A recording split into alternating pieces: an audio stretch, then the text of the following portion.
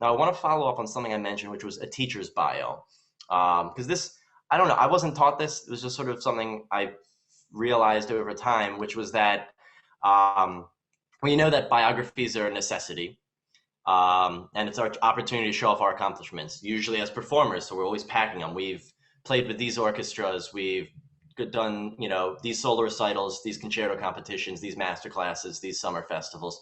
But this doesn't mean anything to a parent who's looking for a teacher for their 6-year-old.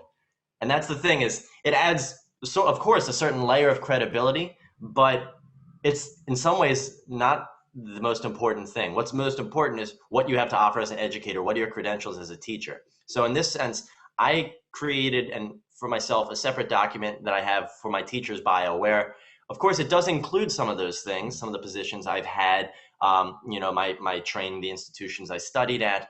But the main thing that it focuses on is my accolades as an educator. And so with this in mind, you want to include all the noteworthy teaching experience you've had in this bio. If you have students, like I said, that maybe got into regional, regional honor bands or orchestras, summer camps, workshops. Maybe you have students that have now gone to university or conservatory for their instruments. You want to make sure that this is included.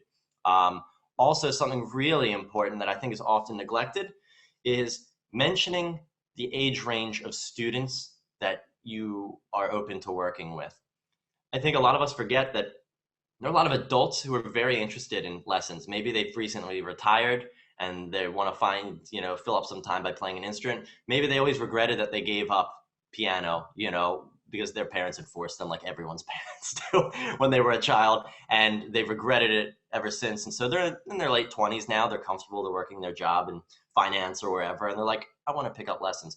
Well, if they see your advertisement as a teacher is clearly written in a way that's trying to connect exclusively with parents and aiming at young students, they're going to be hesitant. So including something as simple as a statement in your teaching bio that says, I teach students, I've taught students anywhere from age 8 to 70 or whatever it might be. Give a really big,